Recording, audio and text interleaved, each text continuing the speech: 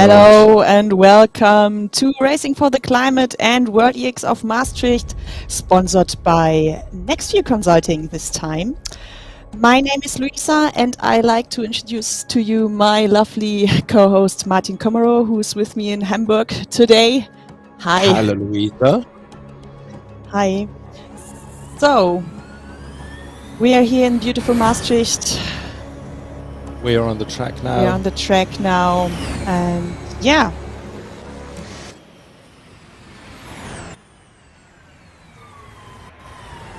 So we're just ahead of the entry list. Lasse Sørensen, Alice Specia, Oscar Kristensen, Jack Keithley is also there. And we do have a lot of really good drivers and interesting drivers, at least also with Elias Seppinen from Finland, and Jimmy Broadbent from Great Britain will be with us. So an interesting guy, Chris Overend.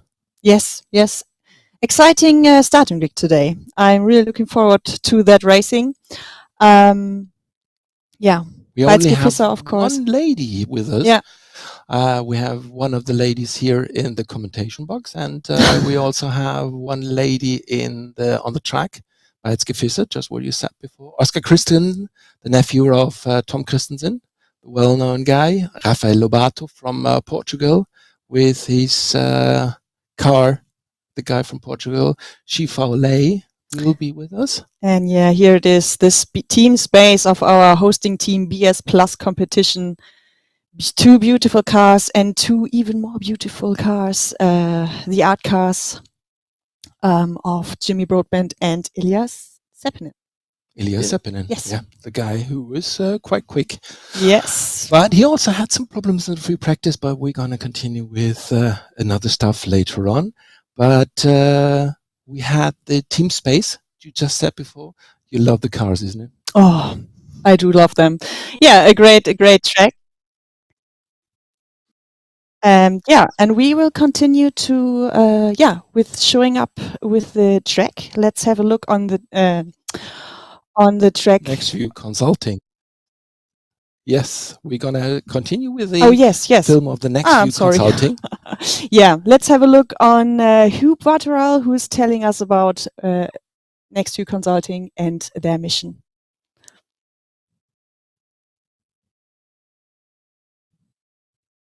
In a sport that is already sort of environmentally friendly, and to emphasize this even more, I think is a really good initiative. It raises awareness for important for things that matter. And now with a race in my hometown, of course, we could not miss that one.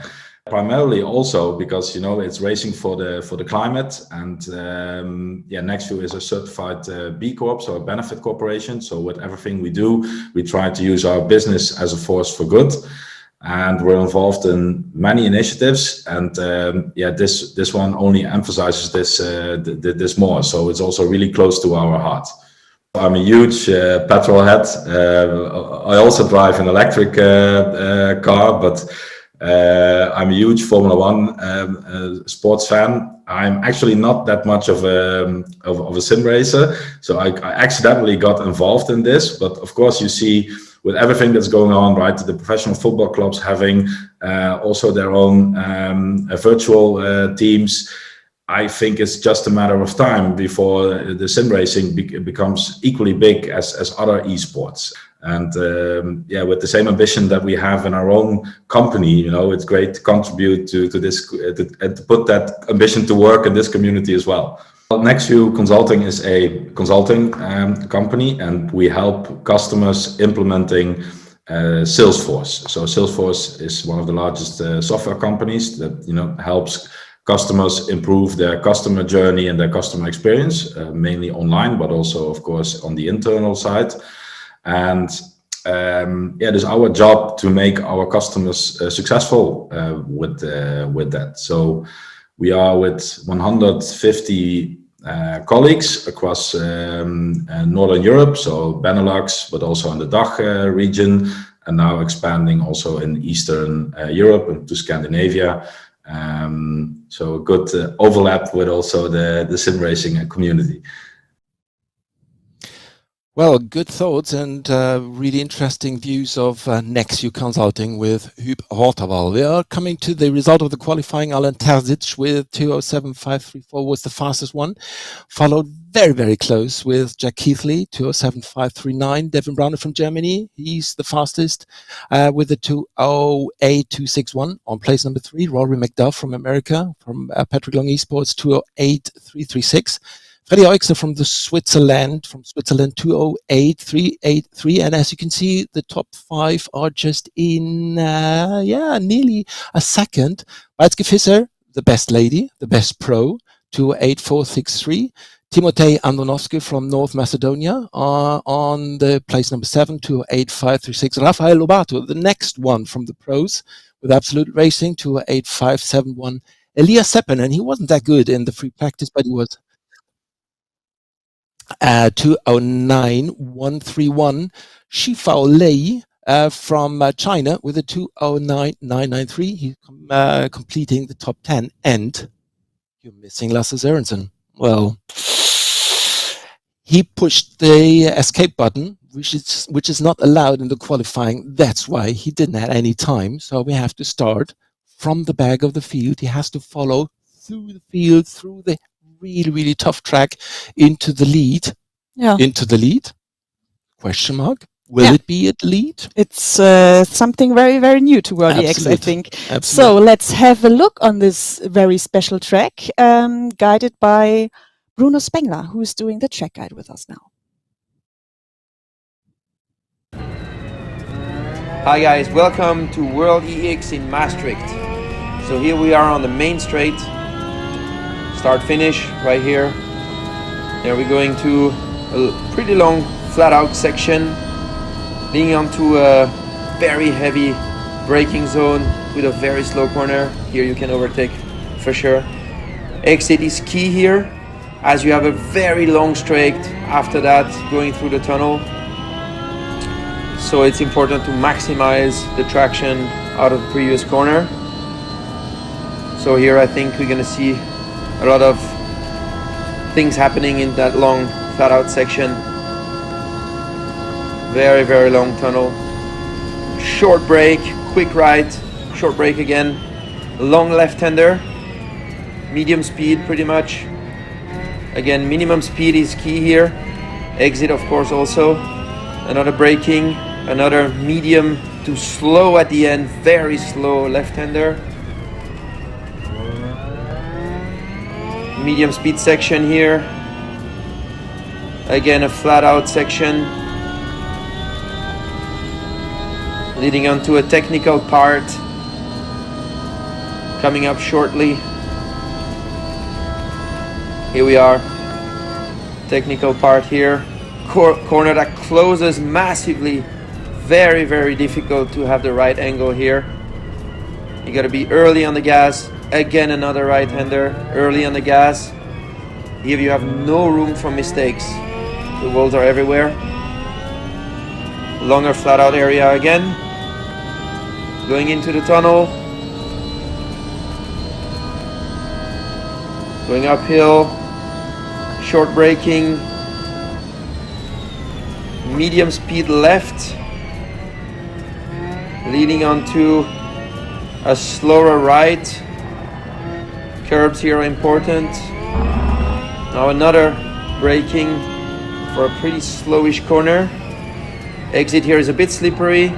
Now we have another right-hander onto a left kink that leads onto the start finish again. And this was a lap of Maastricht in World EX.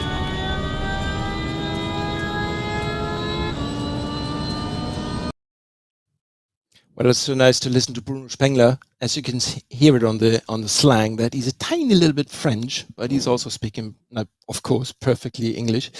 But I would like to talk now to the fastest one in the qualifying, Mr. Alan Terzig. Alan, how was the qualifying for you? Was it that hard as everybody expected before the race? Yeah, it wasn't a perfect lap, but I pulled something together at the end. I'm pretty happy with it. So sometimes as a race driver, you also need a bit of luck, isn't it? Yeah, of course. You also make your own luck, but yeah, let's say it like that. What do you expect from your side from the pole position for the race now? Will it be an easier one, or will it be still also, due to the track, a hard one? I think on this track you don't want to be pole position, so I think I'll be in P3 or P4 by turn 2, just because of how the track is. Well, the track condition looks a bit like that is very slippery. Is it that slippery to drive? Yeah, a bit. It's the setup as well, a bit slightly on the rear. So, but I hope it looks attractive at least. Okay, Alan, good luck for the race. We're going to see us and probably going to hear us again soon as everybody expected. Jimmy, you didn't show it out so far, but you had some experience with the World EX. Is it a tough car? And, of course, second of all, Maastricht, is this a tough track? It's a very tough track. I mean, this is my first time driving the car properly in anger, and you've got so much power and downforce to play with, and you have to thread it between these walls here. I think, as Alan said, you made your own luck. I made some pretty bad luck by crashing in my qualifying lap. So it's a lot of fun, but it does take these guys make it look a lot easier than it is. We can see in the background, share your passion. Is this car a passion for you?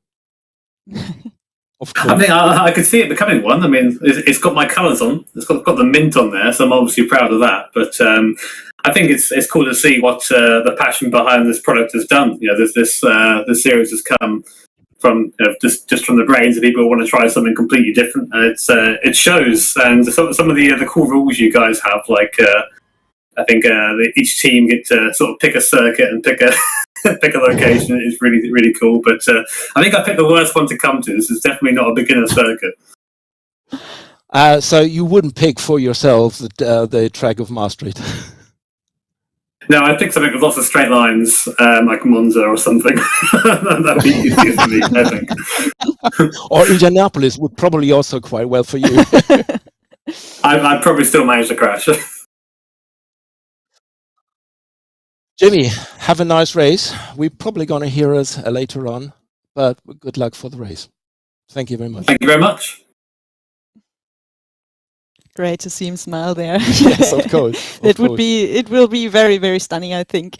So, and before we head to our co-hosts, Mike Rockenfeller and Dave Richardson, let's have a look on the race format. A 20-minute qualifying determines the starting grid for the 2 quarter-finals, one for the pro racing drivers, one for the esports racers.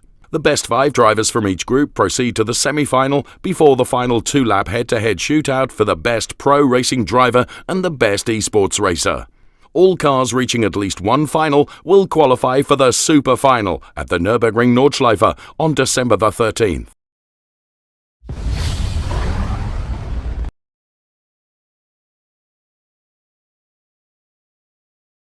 A very good evening to you. Here we are, Maastricht City Circuit. Mike, it's one of my favourites because it is utterly unique and only with Racing for the Climate. I love this place. I'd love to drive it, but then you know I can't drive, so there'd be no point.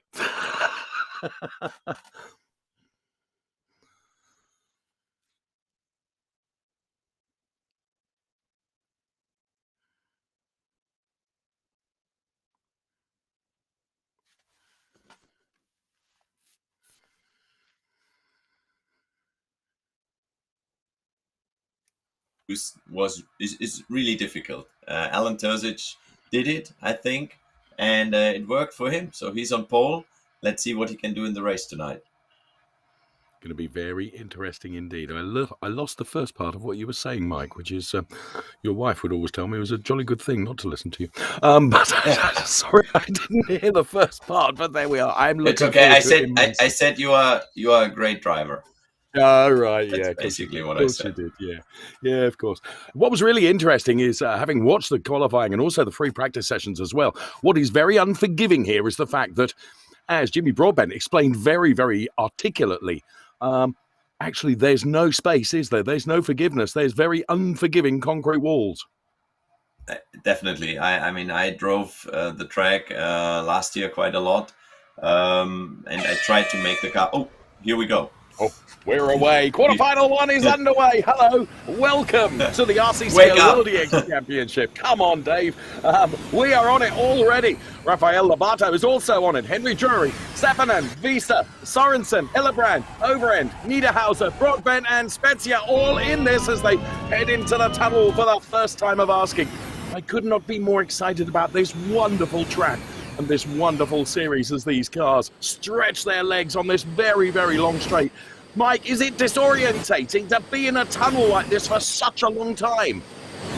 Well, I think alone it's okay, but look what they are doing. I mean, they go like 5 cars next to each other almost without crashing so far. I'm very, very proud of the drivers because honestly, one little clinch and you have a massive shunt in the tunnel.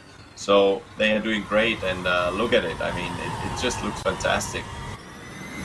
Henry Drury currently leading the way with Rafael Lobato doing the chase in his run, his gearbox, and Seppänen and Sorensen, and of course Sorensen needing to do well here. So the top 5 are rounded out by Bajski Vincent at the moment. Here is Henry Drury. Just look at the focus and concentration on that young man's face as he gets ousted now by Rafael Lobato, and Drury fights back. Absolutely brilliant in this quarterfinal one. Exactly as we would expect. This long, winding right-hander here, where Bruno Spengler explained just how to get the very best out of your car when you're trying on those very, very difficult, almost double, triple, quarter apex turns that... it's absolutely fantastic, this track. Lasse Sorensen, look at this. The man that really needed to do a lot of work, and he is doing a lot of work. He's up to P4 already. He's going to be a real danger man here. Let's ride on board with him now.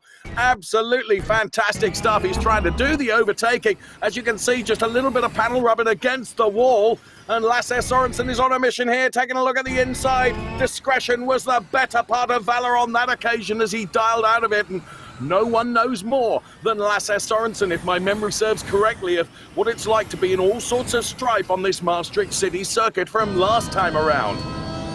Look at this man, Lasse Sorensen then, currently P4. It would be enough, but of course he's not going to be happy with that and is pursuing Seppänen and goes by. So big move on the inside, and now he's after Rafael Lobato. As you said, Mike Rockefeller, this is brilliant racing and so clean and tidy as well.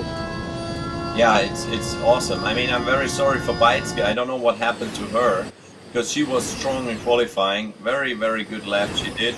But she hit the wall and there must be an issue with the car. So she didn't finish. Unfortunately for her, but I think they have a strong lineup. And like you say, Lasse, look at him. I mean, he's already in P3 and he still has a good chance to win this round. I'm sure he's the fastest car in this race on track, fastest guy. So let's see. But, you know, it ain't over. And like you said, last year, he had a bad experience here. I think it was with Bruno Senna. You know, it's such a tight track. Tires are now going off. So they struggle more and more and they have to be clean. And look how nice it is. I mean, now he's in P3. He has to go back again, fall back. Oh, Henry Drury made a mistake. Oh, no. It's okay. Well, that was I think he's okay. I have to be honest, Mike, that was a huge save from Henry Drury. It's a full-on power slide around that turn. Cool as a cucumber, as he always is. He did manage to save it. But Lasse Sorensen is banging on the door of both of them now. No question about that. Big shout-out, though, to Broadbent, who, first time of asking, I think is doing really, really well running in P7. But our focus, of course, is right at the front here as Henry Drury and Rafael Lobato are swapping places like you wouldn't believe. And don't rule Seppänen out of this yet either. Sitting on the back of Lasse Sorensen currently, but Sorensen is certainly the most aggressive and he's not finished with the overtaking yet, in my opinion. Puts it to the inside and again, just has to dial out of that rather than there being contact between him and Rafael Lobato. But here he comes, he's right in the draft now, isn't he? Goes and tries to put it right alongside Rafael Lobato. Surely he's done enough here, has Lasse Sorensen. Driving very much with his head as well as his right foot as well. And is he going to take 2 in 1? Whoa, he holds onto the car. That was so close into the tunnel without rubbing against the concrete. Again, absolutely awesome driving from Lasse Sørensen. We are on lap 3 or 4. There is still time for this. And Lasse Sørensen now goes side by side. He's ahead. Lasse Sørensen, what a comeback this is, Mike. Yeah, and like you said, Broadband, P6, very, very good. I mean, he needs to hope for somebody to crash out to be in the top 5 to make it into the semi-final. But Lasse Sørensen, unbelievable. Back in the lead, very clean, those 4. And Seppänen, I mean, first time he's in this championship running tonight. And I think he does a fantastic job. I mean, he's just holding on with those guys. Yeah, very, very cool. Hillebrand, P5, I mean, he obviously is the last one to make it through if it stays like that. But as we see here, there's still more fighting going on. I think Lasse is pulling away, but P2, 3 and 4, there will be more fights. Absolutely, it could go any way for that P2, 3 and 4 place. Lasse Sørensen, as you say, stretching his legs. Now he's got his nose in front, and he did it with sheer skill, bravery, and absolute grit and determination. There's no question about that. And the top 4 have really broken away from the rest of the pack. Nicholas Hillebrand some seconds down, and then it's Broadbent, Spezia, Overend, Niederhauser, and Beitzky-Visser. Very, very unfortunate for the final 3 of those with damage to their cars, not going to be able to finish. But Lasse Sørensen, it has been once again another masterclass from that young man in terms of when adversity strikes and you just think he's going to be on the back foot. He proves us all wrong, and a little bit of a clunk there into the wall from Henry Drury, but again, keeps it look at the steering. Right direction. Wow. Jimmy Broad, now we are on board with Jimmy, and you can see his steering is really to the right. So the car is bended, and he's losing a bit of time. But Henry Drury, we saw, he has an issue now as well, I'm pretty sure, because it was quite a hard impact. But there we see Jimmy, and the steering is clearly to the right. Yeah, Drury is now losing quite a lot of time. I think that is the big chance now in the last lap. If Jimmy, you know, can make it, that's a shame for Henry because he did so well. Just one mistake. There we see him in the tunnel. One mistake and this is over. This is what we said. That's what you said, Dave. This track is so unique. You have to focus. It's only 4 laps, but 4 laps here are more than in many other tracks, and it's so demanding.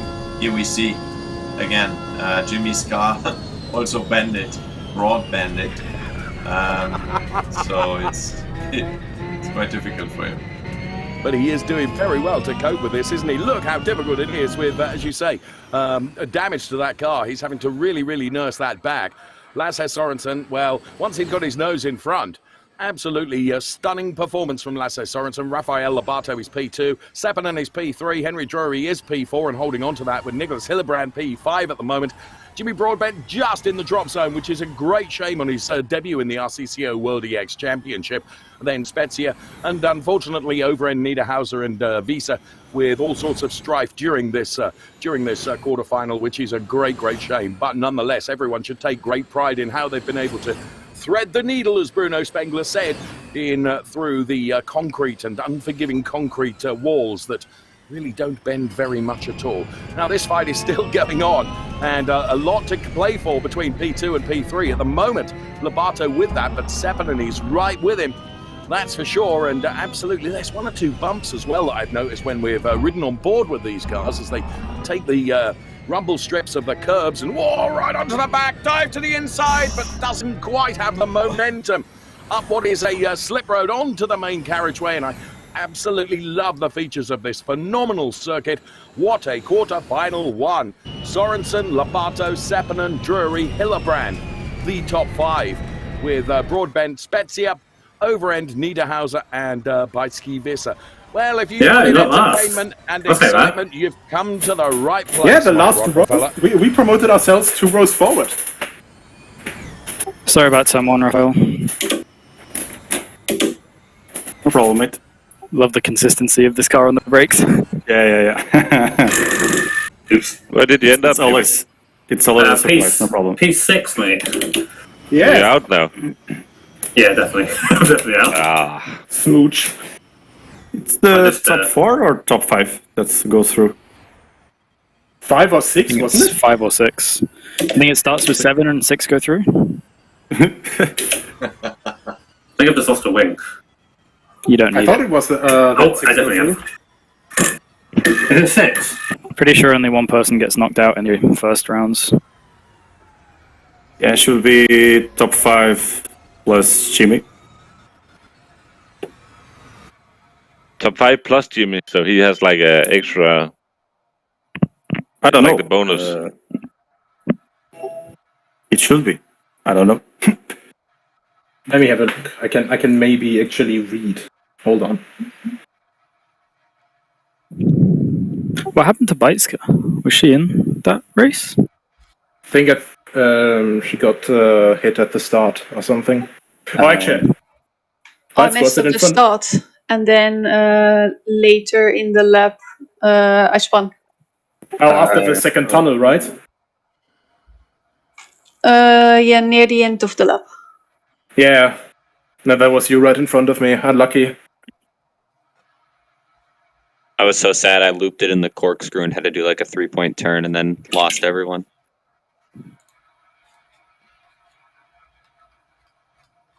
Well, fascinating to listen to the drivers then converse on that quarterfinal, and we will, of course, be bringing you the results in due course. But absolutely fantastic stuff from the quarterfinal one that we saw there, with brilliant action right from the lights going green until the virtual checkers. It's what the RCCO World EX Championship has become famous for. Absolutely thrilling entertainment from start to finish. And the short, sharp nature of this means that Lasse Sorensen and Rafael Lobato P1 and P2, with Elias Sepinen P3, Henrik Drury P4, and Nicholas Hillebrander, Ellis Pietza, Chris Overend, Patrick Niederhauser, and Beitske Visser, who regrettably we have lost from that quarterfinal one, which is a great shame. Now we turn back to the pair of people that present this program like the true professionals they are. They're as popular here as fish and chips are in Great Britain. I'll let you decide who is which here. Martin and Louisa. Well, thank you, Dave. If we're going to continue with the interview we had with Lasse Sørensen before, was there something in the qualifying? Happened something there? I think not. I think not. No. Everybody's racing, and Lasse's winning. Lasse's winning. Yes. So everything's working out like we knew it. Yeah. Yes. Yeah. So before we head to quarterfinal 2, we have a little. Yeah, we have her again, Beitske Visser. She had bad luck, but she's with us now, representing the host team BS+COMPETITION. I'm Beitske Visser. I'm 27 years old. I'm a race driver in W Series, and I do sim racing for BS+COMPETITION. Most of my time I spend between racing in real life and esports racing. Yeah, other than that, I like cycling and just spending time with friends and family. So my parents used to have a car dealership. So pretty much since I was very small, I was always around cars. And then, yeah, when I was 3, I saw a little baby cart, and I came shaking to my parents that I wanted to drive that cart, but they thought I was a bit too young. But then on my 5th birthday, I got the go-kart, and that's how I started. Anything that has 4 wheels and an engine. Yeah, I just like to race as much as possible. So ideally, I would like to do like 2 championships and combine them. I love the formulas. I love endurance racing. I love LMP2 stuff. Yeah, anything that I would get the chance to, I will do it. Well, last year was very bad for me. 2019 was good, but yeah, this year has been better again. I think there's still we can still do better. You always want to do better, but yeah, I mean, being on pole last week was a good start, and now this weekend I'm racing in Budapest, so hopefully we can continue that into the race as well. I think a lot of things are changing already now with a lot more chances for women, but I think it needs to start at karting. When I started with karting, I was always the only one, or sometimes I was 1 or 2 more, but yeah, then it's relatively a small amount compared to the guys. And then let's say if 100 guys try karting and only 1 makes it through to motorsports, if only 1 or 2 girls are trying, it's also a very small chance they make it through. So yeah, hopefully in the future we get more and more girls starting karting, and then progress to car racing. It's very, very fast, very tricky car to drive as it has a lot of horsepower, but not crazy amount of downforce. But it makes the racing really fun. So to be honest, I think driving the car in real life, I would probably kill myself. But yeah, I really enjoy it. Lovely to hear from Bijtski Visser then, a huge talent, no question about that. And wishing Bijtski the best of luck as we look at the team space here from BS+COMPETITION. Here is the grid for the next quarterfinal. Alan Terzig then going from P1, Jack Keithley alongside. Then it's Devin Browner and Rory McDuff. Then we find Freddie Oigster and Timotej Antonevsky going from P6. Zai-Fai Lee is P7 and Oscar Kristensen goes from P8. It's a fantastic lineup across the 4 rows of the grid for our quarterfinal 2 then, which we're very much looking forward to. And we'll be down on the track very, very quickly indeed. And if quarterfinal 2 can offer us anything like the entertainment we saw during quarterfinal 1, then we are in for a good one. You can see from the clock at the top of the screen, we are counting down just 22 seconds until this quarterfinal gets underway on this awesome Maastricht street circuit, which is absolutely unique to Racing for the Climate, as indeed is Mike Rockenfeller's baseball cap, as you can see on screen this evening. Always a man that cuts a dash with regards to style, as well as being one of the fastest drivers we know. He and I will bring you the action from quarterfinal 2, as we are about to watch the lights go from red to green, and let's go racing! Good start, in my opinion, there from Alan Terzig. I have to say I'm rooting a little bit for Jack Keithley, who lives just literally a few miles up the road from where I am based, and he's in P2 at the moment, but Devin Browner is catching them, and whoa, 4, almost 5 abreast now, just as happened during the first quarter-final, as they all funnel into the tunnel. The order now is Jack Keithley in the lead from Devin Browner, Rory McDuff, Alan Terzig. How has he gone from P1 to P4, Mike Rockenfeller? Well, I think the slipstream is so extreme on this car. He just, it's such a long way from the start to turn 1. And then he got a little bit hit by somebody, but he needs to stay calm. It's a long race. We saw that. I mean, he is fast. He knows it. Just needs to stay out of trouble. Don't damage the car. And we see all this, close driving, and it's so easy, like I said before. You crash out and race is over. Who was that? And one of big hit but there. Yes, one or two little touches there. Well, Devin Browner now leading from Alan Terzig and Jack Keithley. It can all change in a heartbeat here, and of course there's additional pressure on Alan Terzig being the home gig, of course, for BS+COMPETITION, but Devin Browner leading from Alan Terzig, Jack Keithley fighting back P3, and Oscar Kristensen as we go on board with Alan Terzig here, really chasing down the WRT driver ahead. This long, winding right-hander as you try and hold on to the car, because the car, these wonderful EX0's cars with so much power and so much torque as well. Love these shots of seeing just how hard these drivers are working inside the cars as well. And to be able to split the screen like this as we come out of the tunnel, it's a fantastic image to show you. And as Mike said, you get a real benefit from the draft off the back of the car here, or the back of the car in front of you. And if you can use that to good effect, that's exactly what Alan Terzig is going to do here, with Devin Browner leading P1 and Alan Terzig P2, the host team, if you will, here for this quarterfinal 2 and for this event here at the Maastricht Street Circuit. Along the slip road now and onto the main carriageway, Mike, and this is where you can get the benefit, isn't it? Yeah, it's such a long straight. I mean, it's unbelievable how long it is, and you see now the benefit of being in the slipstream. I mean, those two have a big gap. It's already 1.8 seconds. Keithley is behind Terzig, so they really can focus on having a clean fight. It's still, 3 laps to go almost. So, yeah, they shouldn't rush it too much. But those two are really, really good. They know exactly what they are doing. They even bump draft each other. So that's also critical, because you really you see they touch in the tunnel going more than 300 kph, and if somebody turns a little bit too much, you turn the other one around, the guy in front. So they have to be very, very focused. Very focused and have confidence in what the guy ahead of you is doing. He held it though. Absolutely superb control from Alan Terzig, because he did hold on to the car. There is no bad doubt about it. It's played into the hands of Devin Browner, of course. who has now opened up a gap of something like 8 tenths just through that small mistake from Alan Terzig. And it just proves exactly what Mike is saying here. You've got to be totally focused on every single move that you are making. It's Browner from Terzig, from Keighley, from Oyster now.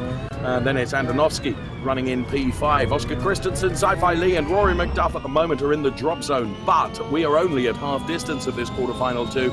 Anything and everything probably can and will still happen before we get to the end of this race.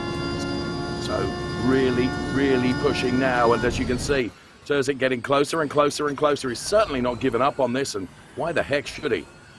Still everything to play for here.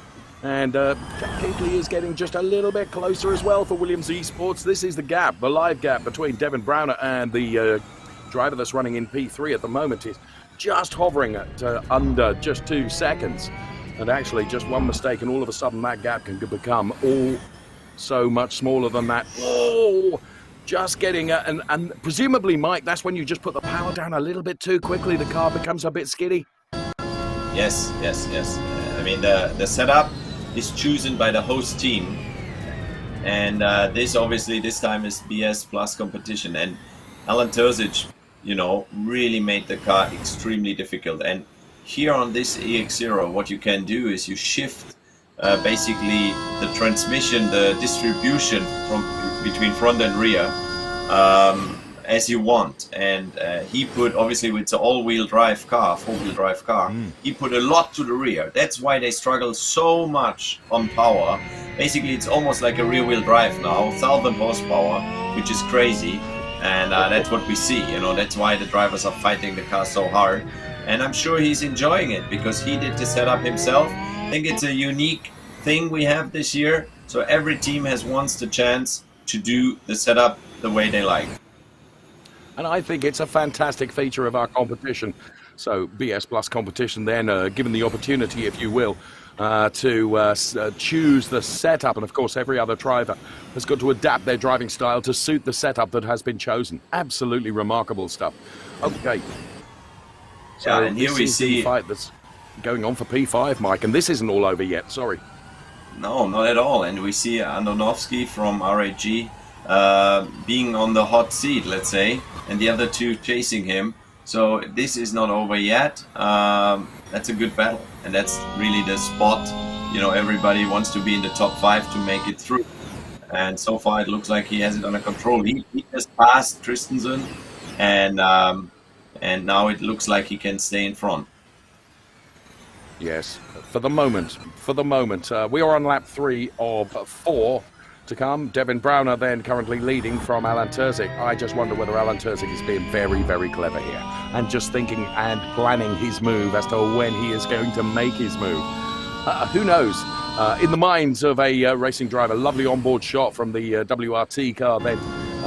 Love that looking back from the Devin Browner car. And now, in my opinion, this is when Alan Terzig is probably going to strike like a viper. He has left it and left it and left it. And in my opinion, he's just trying to lull Devin Browner into a false sense of security here. Of course, like Devin Browner is buying any of that. So here comes Alan Terzig as we ride on board now. This is the bump draft that Mike Rockefeller was talking about, where you've got to have so much confidence with not only your own ability, but the ability of the driver ahead of you as well. Absolutely phenomenal stuff to watch all the way through this tunnel. 150 meters, then they go through this slight left-hander, and then that slight left-hander becomes a bigger left-hander. Absolutely awesome racing that we are seeing from our competitors in this RCCO World EX Championship as Alan Terzig. No! He's the one that's set up and he's gone sideways. My goodness, Mike, can he recover from that? I think if he's lucky, yeah, he will be in the top 5, but of course he will never recover to the P2 or to the lead. Man, I'm surprised. I thought he had it really under control, was just waiting for the best moment, and then, you know, he made this little mistake. I mean, crazy. And Keighley now in P2. He had set that car up, hadn't he? And that car was set up on an absolute knife edge. And the moment, just a tiny, tiny error, and Alan Terzig, he did recover to put it into P3, but the order is Devin Browner, Jack Keighley, Alan Terzig, then it's Oyster, then it's Andonovski, ahead of Kristensen, Lee and McDuff. Absolutely extraordinary. So a big save from from Alan Terzig, and you know, I'm convinced that he was just waiting for the very, very last lap, and that's when he was going to go for it, and he was going for it, as we saw, just a tiny bit too much, and that was enough to send the car around. Oh, amazing stuff. Here's the gap between Devin Browner and Jack Keithley then, and it is 3.5 seconds, and Jack Keithley running in that P2, advantaged, of course, by the fact that Alan Terzig lost the back end of the car. Well, Devin Browner then is able to cruise to home, and underneath the lighting gantry, Jack Keithley P2, Alan Terzig P3. Freddie Oikster, then it's Andonovski taking P5, which means we lose Kristensen, Sci-Fi Lee, and also Rory McDuff. But every driver crossing the start-finish line, Mike, so no strife in terms of damage, which is always great to see. Let's hear what the drivers have got to say.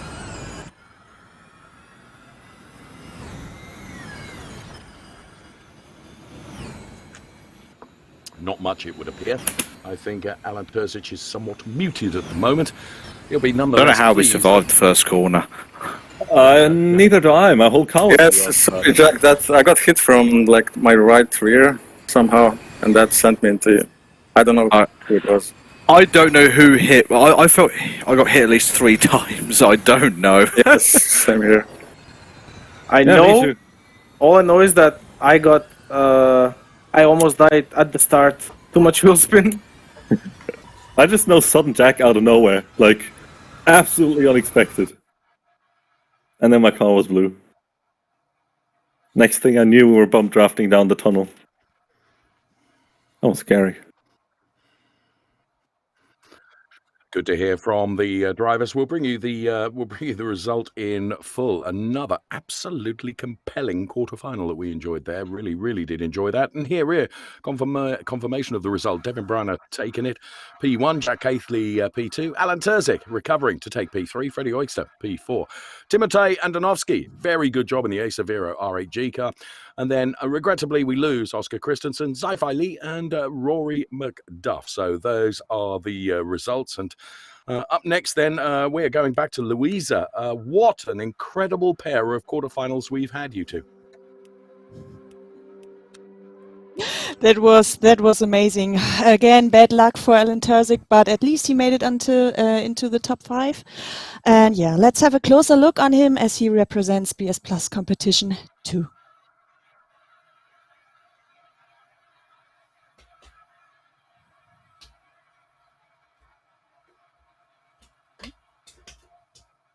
So I'm Alan Terzig. I come from Slovenia.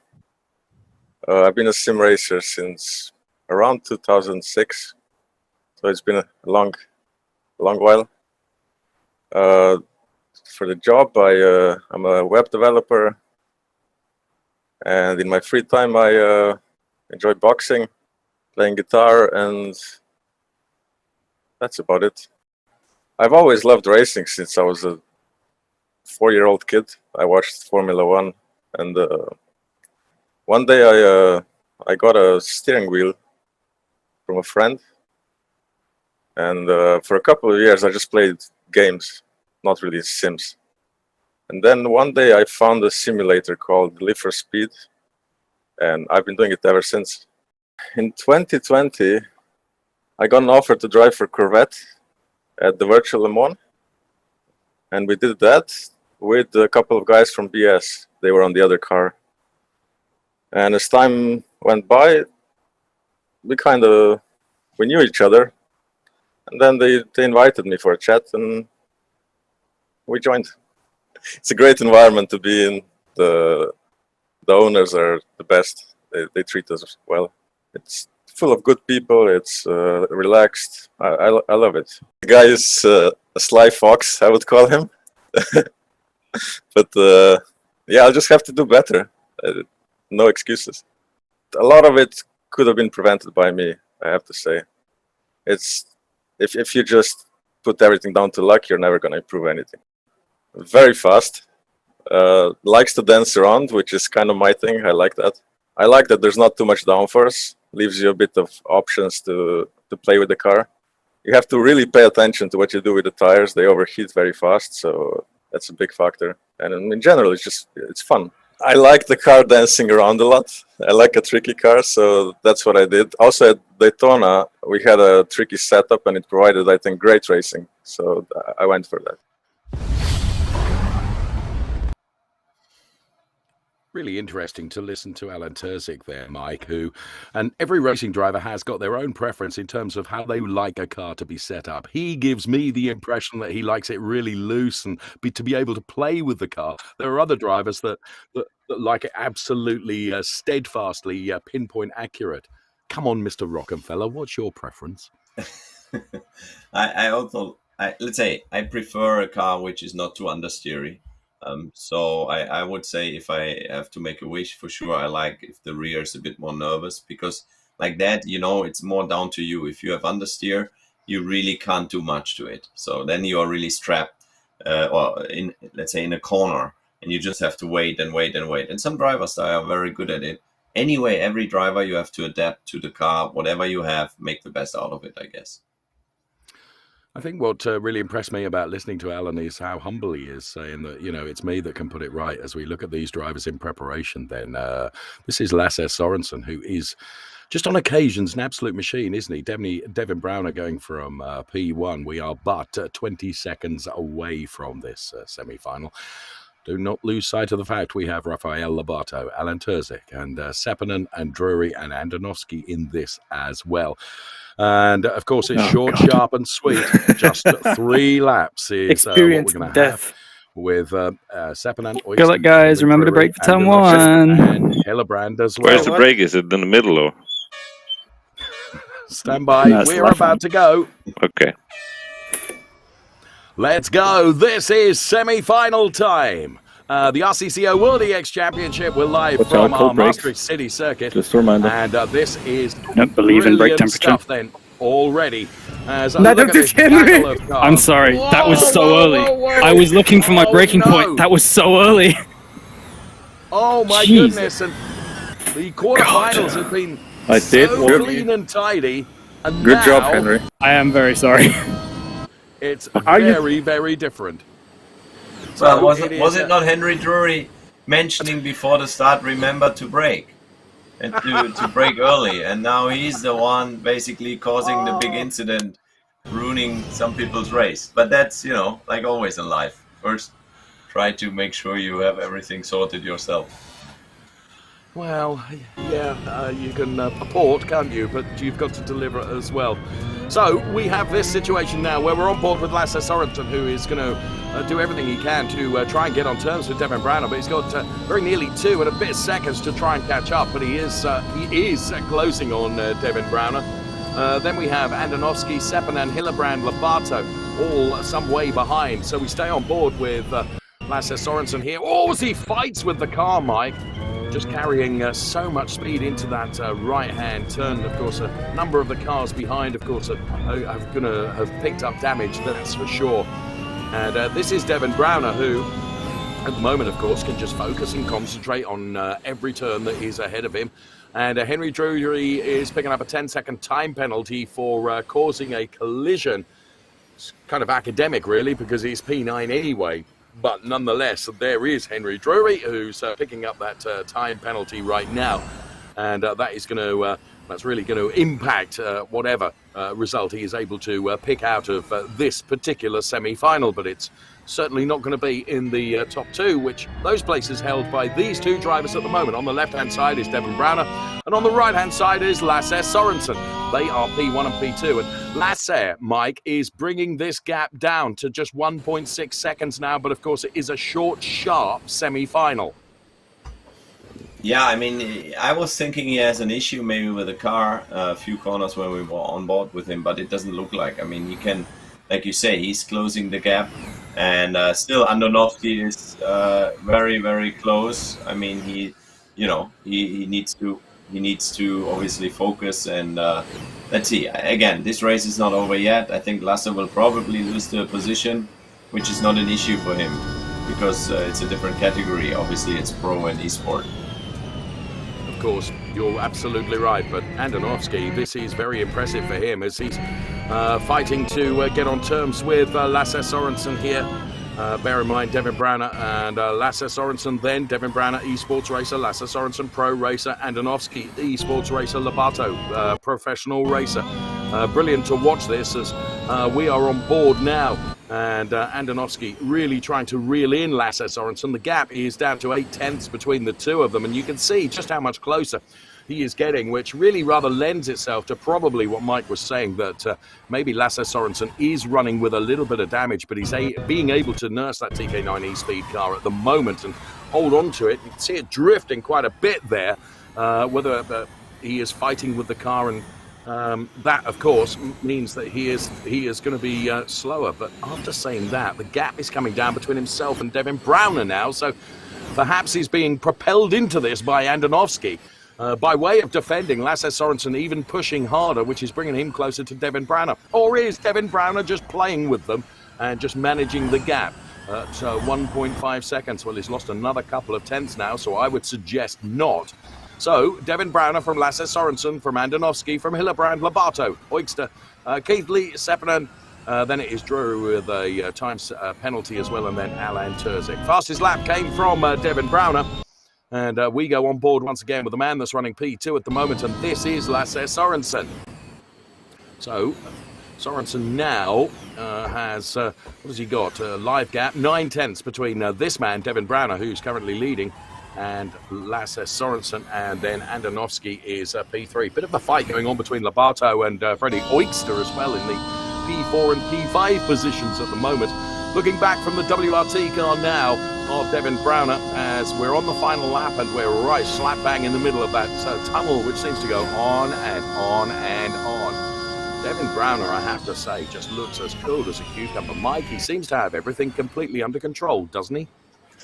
Yeah, but you know, when you have Lasse in the mirror, I think you can never be sure. So that's why he needs to hurry up. He needs to make sure he maintains it. I think he has it under control. It's still a few corners to go until the finish, but it looks like, you know, he has no damage on the car. He's watching his mirror. You could just see that. Let's see. I think Lasse is too far away. He's brought it down to 0.6 now, you know. Yeah, I agree. 0.5. Let's see. Here comes the long right-hander where you have to thread the car through the very unforgiving barriers. And he gets ever closer to Devin Browner. This is the final lap. It's now or never. It's the last lap dash for cash, if you will, in this semi-final. With Devin Browner and Lasse Sorensen, P1 and P2. I said earlier on, and what the heck do I know, Devin Browner maybe just playing with this margin, just keeping it enough so that he's got a cushion of comfort. Here we can see the two drivers. There's slightly different facial expression from Devin Browner to Lasse Sorensen, in my opinion. Gap down to just under 0.5 now, 4.5. Lasse Sorensen is pushing here and pushing here jolly hard. We are running out of time for Lasse Sorensen to make it P1, but he is not going to give up. That's for sure. So now, final blast. Lasse Sorensen's going to give it everything he possibly can. Has he left it too late? Well, fortune favours the brave, and Lasse Sorensen has certainly been brave as he tries to put it alongside Devin Browner. And not quite enough, but Devin Browner takes P1 from Lasse Sorensen. Oh my God. Andonovski. For no tyre wear, these tyres lose a lot of freaking grip. And Keithley. Let's listen to these drivers. Sorry about turn one, guys. I don't know if it was early or... there was a car that popped in on the left. I probably got distracted by that, and it probably wasn't early. I probably just missed the braking point. That's ridiculous.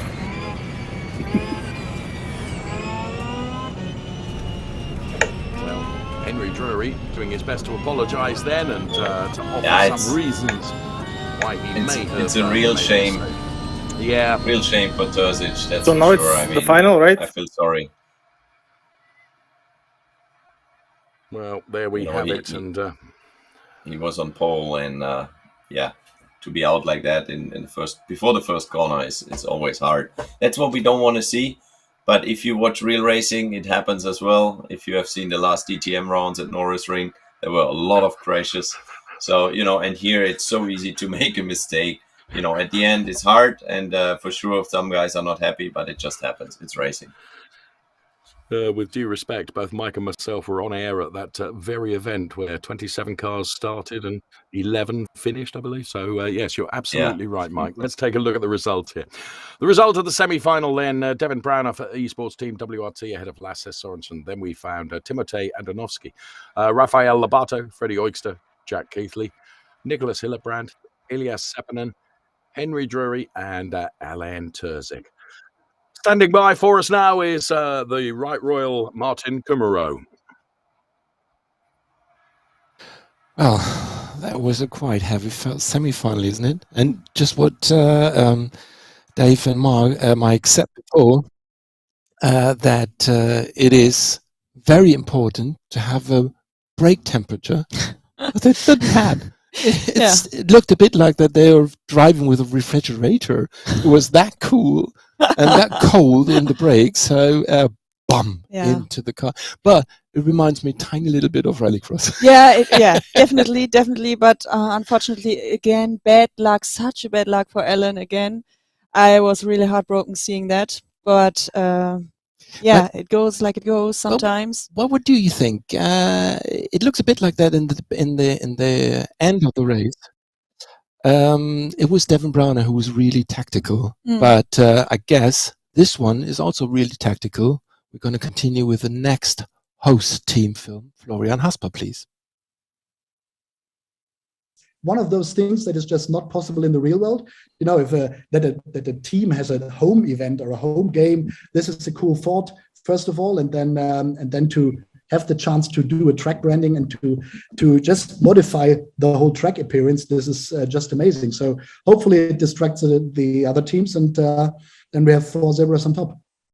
I must say that the atmosphere within the team is amazing. So if you have Bruno or Elias Seppänen, who's also doing this round, they are just part of the team. Everyone is the same. It's like it doesn't matter if you just did 24 hours Le Mans in the real world and then you come back home and then you train with a only sim racer. No, we are a big, I would say, zebra family if you want. And so this is what really impresses me, that the real world drivers still manage to be part of a bigger group and to be part of people who might not have raced in Le Mans or in DTM and won titles, but they have a deep respect for each other, because what sim racers do week in, week out is just amazing.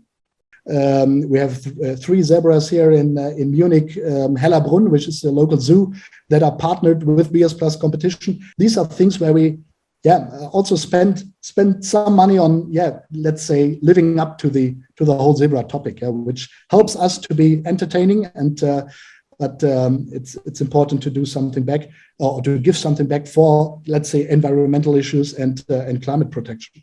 My big icon, or a good friend, I must say, was Charlie Lam. He was a team manager of BMW Team Schnitzer, and what a great guy, and so many inspiring moments and celebrating victories together and all that.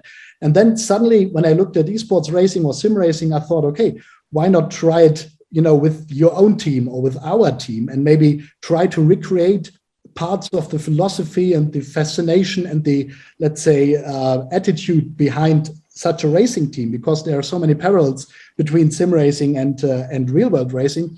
And this is what got me, I would say, hooked straight away. Now we've been doing this for two or 3 years now, and it just feels, it's a bit like living the dream, because it's so much fun running these competitions.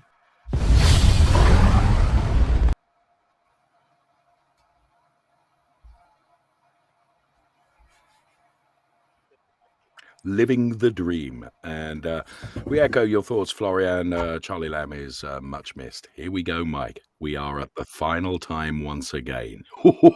Stand by, bring it on. Yeah, I mean, those two in the final, I think it's a great combination. Like I said, we miss a little bit Alain Terzig, but now I think Devin Brown and Lasse, they really deserved it tonight. I can see the lights from here. Me too. But it doesn't turn green. It's just like red, and then full red. Stop. Well, 10 seconds to go as we listen to... Put it in reverse. We almost did that in the semi-finals. So now we actually could. Just the whole race in reverse. Oh, it's off my brake issue. Stand by, gentlemen. We are ready to go racing. Here are the lights that Lasse Sorensen was talking about. All red lights, let's go racing. So, Lasse Sorensen and Devin Browner once again into the final, and Lasse Sorensen... Just watch out for Henry down here. Look out for the oh god, Drury effect. Thankfully, the Henry Drury effect. Was it my brakes heating up, or was that the pedal? It looked a bit sketchy. It was. Great thing about these. Let's make it more sketchy. Oh no. They're both really good racing drivers and both good talkers. This is about the worst corner you could all the way pick for through this. the 2 laps, I would think. I'm gonna die now. I think Dave, you and me, we are made offline it. now. We made it. We're redundant, Mike. We're redundant. We're not needed anymore. Come on, Lasse. I mean, they have fun. Oh shit! Oh, what is happening? Oh. Was it the brake again? No, a mistake. I don't know what it is. My rear just keeps locking up now. Forgive any colourful language. I'm gonna wait for you. Are you in draft anyway? It's fine. Go on. I think he's still have one more lap. Ability of his underwear. That's for sure. Okay, let's see if I'm gonna die this time around. Side by side, they're just having great fun out there. No, it worked. Devin Browner and Lasse Sorensen, and Devin Browner unbelievably has put it back into P1 again and relegated Lasse Sorensen to P2. And Lasse Sorensen, is he just giving him a little love tap on the back there? Absolutely brilliant. The back end of the car stepping out a little bit, beautifully controlled by both of them as they continue on their way now. And perhaps they've realised when it comes to this ready lap, for some Mike, sketchy stuff again now. Oh no! That was brilliant to stay on board with Lasse as he now goes side by side with Devin Browner. Browner, of course, has got the inside line. It's a long way around the outside, but that becomes the inside for the next turn. I am sorry. And no props. Lasse just catching the curve a little bit there. And the mirror looked like there was no overlap, but only just. Fantastic to listen to these guys as they're having fun and driving for all they're worth. I'm also lagging now, so it's like a good combination of no brakes and lagging. Oh no. That's good. I think complete and absolute failure. Lap 2 of 2. All okay, brake please work. Just a little bit more determined. Let's see. So, side by side once again. Whoa, how did he kick that out of the barriers? Absolutely confident in... Let's see who has the best engine here. Afforded to him. So through the tunnel, who is going to be quickest here? This becomes something of a drag race, Mike. It's pretty similar. Yes, look at it. Press side draft doesn't seem to do a lot. Wow, just worthy of watching that was. Well, Devin Browner, I have to say, whatever you've thrown thus far, Lasse, it hasn't been enough because Devin Browner, cool as the proverbial cucumber, seems to hold on to this. I mean, whatever complaints he has about various bits not working adequately on his car, he's coping with it remarkably well. And Lasse Sorensen now beginning just to think, right, and focus, right, I've got 2/3 of a lap left here. I really need to do something to win this. So he puts the car right alongside Devin Browner. Devin Browner brakes, and now Lasse Sorensen tries to get underneath and to the inside, but had to bail out of that. And this corner goes on and on and on. Then a little blast of the throttle, as if you haven't had enough corner, there's a little bit more before the next left-hander. Absolutely superbly designed Maastricht street circuit. I love this place. And here comes Lasse Sorensen again. Racing room is given. Shit. And they go side by side again, apologising for the colourful language, but these two guys are having fun and entertaining us as well. And, whoa, Sorensen all the way around the outside. He's not prepared to give a centimetre. And there's contact between the two of them. That was almost inevitable. Nothing malicious, just the sheer speed that these two drivers are pushing at. Oh, and now it is just the slip road, and then they're going to be up to complete the race. Good race. Good race. Sorensen has left it too late. No. Wow, what I almost died 3 times in the last 3 corners. Yeah, me too. That's good. That's. Actually, do you have any damage after that hit? I don't know. Yeah, I have only on the right side. So that must have been a wall. For me, it seems it's both, but I think Pavel was already there, like lap 1 for some reason. Yeah.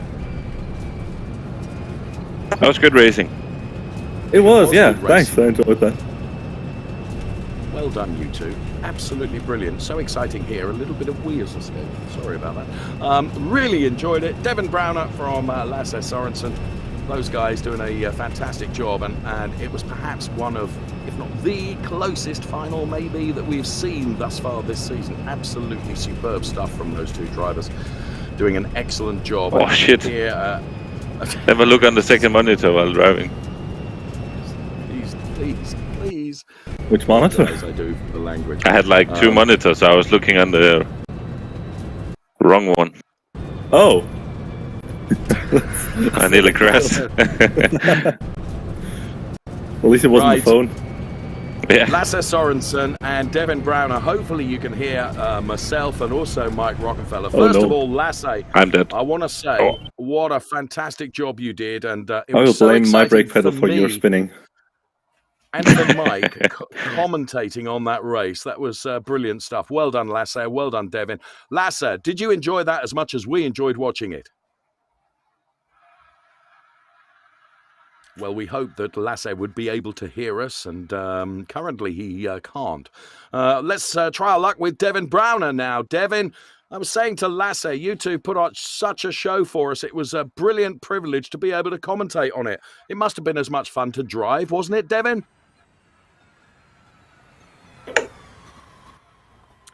You know what it's like. Just sometimes it's probably all down to me. Technically incompetent. Mike, I've just not pressed the right button, and therefore nothing happens. At least I know that I can talk to you because we're on a telephone line together. Yes. I can hear you. I think you did brilliant. The questions were good, but it's just like maybe they didn't want to answer. Yeah, We can maybe. try again. That's your polite way of saying you're no blooming good, Dave. Devin Browner, good evening to you. Thank you for giving us one of the closest finals. And as I was saying to our audience, just before you went under the lighting gantry, a little bit of my Wii escaped. It was so exciting. Did you enjoy it, Devin? Okay. Dave, we give up. We give up. I'm redundant. No one wants to talk to me except Mike Rockefeller. Thank goodness for that. Well, it was an extraordinary final, Mike, and it was so close, wasn't it? But what is the most important thing, in my opinion, is the camaraderie between those two drivers. Uber competitive, but uber fair, Mike. Yeah, I mean, they really enjoyed, racing each other, and they know at the end to make it to the final is already so great and such an achievement in such an event. So at the end, it's a bit of luck who wins, but I think Devin, he was the master tonight, and he really deserves it. I believe, but I'm not sure exactly if I remember correct. It's probably his first victory ever. You might be right. You might be right. Well, there we have it. Confirmation of the result. Devin Browner beating Lasse Sorensen. Devin Browner is the winner. From my side, a privilege, as always, to work with you, Mike. And for the celebrations and the winner celebrations, let's return once again to Martin and Louisa. Thank you very much, Dave. Thank you very much, Mr. Rockefeller. Well, that was absolutely brilliant, this race, absolutely. Yeah. And I didn't believe, well, there is he, the winner, Devin Browner. Devin, can you hear me? Yes, I can. Hello. Hello. Devin, first of all, congratulations to the first victory, as far as I remember, in the World EX. How is it to win, especially at this absolutely brilliant track? Thank you very much. It's fantastic, really. Well, I didn't actually expect to even get into the final, to be honest. You might have heard it on the broadcast. I had issues with the brake. That's on me. There's nothing else wrong. I attached it wrong. But yeah, it was good fun, honestly. Surprisingly, the car was actually, rather stable towards the end, except for those 2 or 3 snaps.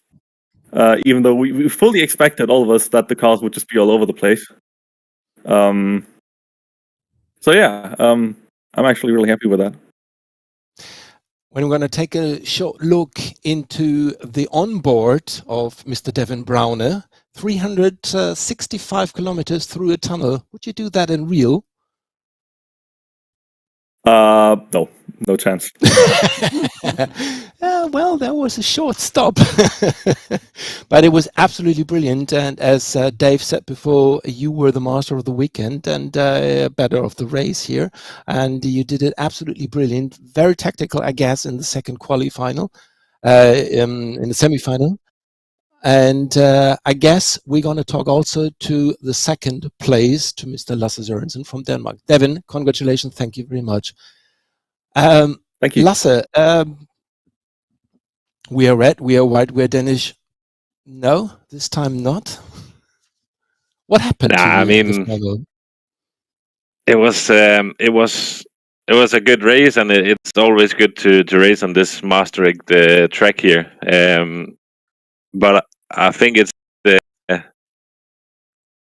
hard to when you have to overtake here, because you have so many in front in the wrong time, and then you're gonna be passed again. So I did some small mistakes on where I had to pass him. I think I should have done it a bit earlier, but that's how it is. I mean, I'm still super happy to be in the final, and it was a awesome battle with Devin. So super happy to race that. To be honest, the final reminds me a little bit of Daytona, where you overtook it really in the last 325 meters, and reminded me a tiny little bit of that final too. Was it a kind of a plan for you for this final? To overtake that late? Not really. I mean, we could fight. I think we fight it as much as we could. The thing is, when it's 2 laps, it would be pretty stupid to crash on the first lap. So you had to get through the first lap, and then you could do the hard fighting on second lap. So I mean, I didn't really have any plan going into the race. I was just trying to do some good racing, and I enjoyed it a lot. Well, of course, you're a race driver. You couldn't be a best friend with Devin, but it was a very, a very safe and very friendly driving together. Is it easier for you to drive faster with this kind of a enemy? I mean, I think when you have respect for each other, I think it's easier to do good racing. I mean, you can drive harder, but then obviously it's going to end up in a big crash, and that's not what you want. So, I mean, Devin is a fair driver, and I think we did some good racing and really respected each other, and that's why we could go side by side for 4 corners, pretty much. With 365 kilometers through a tunnel. Lasse, it was a great pleasure to see you racing here at the final. Thank you very much, and congratulations to the second place. Thank you very much, guys. Yes, we're going to continue with the result of the race. Yes, there it is, the trophy of today. The trophy, the winning car of today goes to Devin Brauner from Germany, from the esports team WRT. Lasse Sørensen from Denmark was in the second. Yeah, then we have Timotej Andronovsky. Very unexpected, I think. First time he's here, place 3. Rafael Lobato, P4. Freddie Eugster, P5. Jack Keithley, P6. Nicholas Hillebrand, only P7. Elias Seppänen, P8. Henry Drury, P9. And Alan Terzig, P10. At least top 10 of today. Yes, of course. But I didn't, after the free practice, I didn't expect it Elias Seppänen that well. And now we're going to continue with the championship standings. We are excited about that. Yeah. Maybe something changed. Yeah. Wow, there he is. Say it again. We are red, we are white, we are Danish Dynamite. 4 points on place number 4 in front, in place number 1 in front. Danish Dynamite, Lasse Sørensen with 87 points in the lead, in front of Very 88. Very 88. Yeah. Then comes Walter because of today. Walter did the first place, so he climbed up to P3. Very good, very good. And great. Alan dropped down a tiny little bit, so we will see what's going on. But in the end of the day, due to the fact that we missed the last race, and I'm going to compare it to the Daytona race, it was brilliant. I really enjoyed it. But cool seeing somebody new, some new face in the super final on the Nürburgring. Great. And I guess in the future we have to take an eye on Devin Browner, of course. Yes. And he's very calm down, relaxed. And Jack Keithley. Jack Keithley. Jack Keithley. Of course. We have to look at him. Ilya Seppinen. Yeah. And Jimmy Broadbent. Okay. Yeah, many names we have to be aware of, I think. So, ladies and gentlemen, that was the 4th race of the World EX Championship in the season 2022, the 2nd season. And it's hot in here in the studio, first of all. Second of all, it was a hot race evening. And I really enjoyed it. Yeah, thank you very much, Louisa. Me too. Also. Yeah, thank you too. And yeah, guys, stay tuned. Follow us on the social media under RCCO World EX. Join the conversation under hashtag World EX, hashtag Racing for the Climate. And see you next time. Bye-bye. Bye-bye. See you.